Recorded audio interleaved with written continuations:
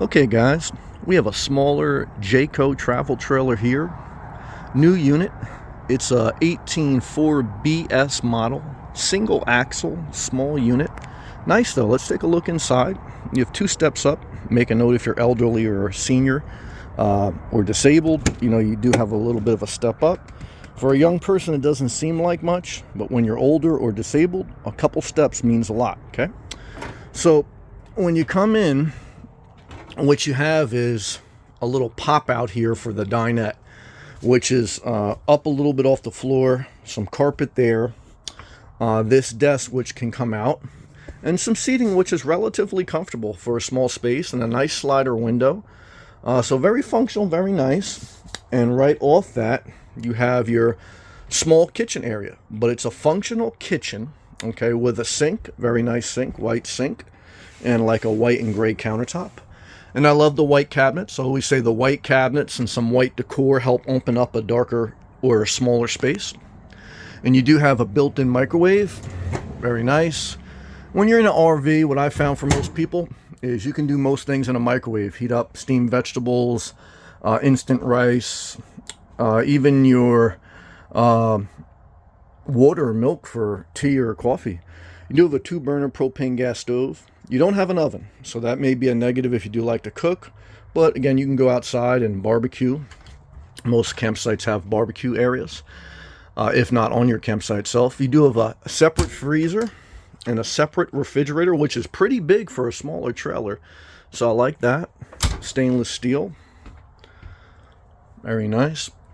And then when you come in, right to your right is your main sleeping area, which is built in like a little cove, which I like. And you do have cross ventilation. You have a window there, and you have an emergency window, but that pops out, so you can get cross ventilation. You do have darker cabinetry above. You do have your solar controller there. But this is a nice cozy space here, and some lighting underneath there for your main sleeping area, which is very nice. Okay. And your dinette, which could also be used for a sleeping area if you took away that desk and you made like a little platform. But your secondary sleeping area is really here, your bunkhouse, which if you have kids or guests. Now the bunkhouse, which I love here, they have the rating, okay? 600 pounds to 300 pounds. So my understanding, which I could be wrong, always verify, is the bottom one I think is 600 pounds. I think the top one is 300 pounds. So that could accommodate just about most people. And you do have windows on both. The bottom one pops out. The top one I think is just for sunlight. Yeah, that top one does not pop out, so you don't get ventilation there. But what the negative here is, you're very close to your main area, so you don't have much privacy. And the only thing that cut off your sleeping area is a curtain. So for a couple, if they were being intimate, right, and their kids there, I mean, that's crazy. So this is for a weekend getaway. Even if you had guests, there's no privacy, getting changed at night, because your bathroom too is right here. Again, this is a very small RV, and living out of here with more than one person, you have very limited privacy.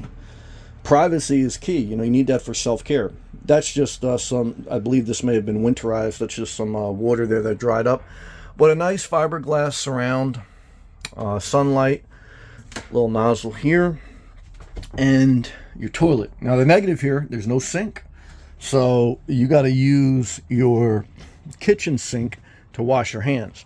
Now again, you're RVing, you're in outdoors, you're all related, or it's just you don't really care. But for some people, they're anal. I remember I went to a friend's house, and I knew the girl, and her boyfriend was over, and I washed my hands in the kitchen sink, and he like, "What are you doing washing your hands in the kitchen sink?" I said, what does it matter? It's a sink. But he got upset with me. I'm like, he's like, "No, you should be washing your hands in the bathroom." One of those guys, okay? So did their relationship work out? I don't think so. Not with that attitude. But some people are like that. I mean, it's their house too. What are you going to do? But it's your RV. So if it doesn't bother you, you got one sink.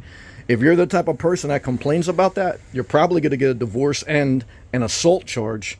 And you're probably not going to want this RV, okay? Because that's the type of person you are. But let's stay positive. So either way, guys and girls, I hope this video helped you in some way. If it did, subscribe and click the thumbs up. It's a free video, and I try to give you value for free, okay? And I think I did, and I thank you. Stay positive.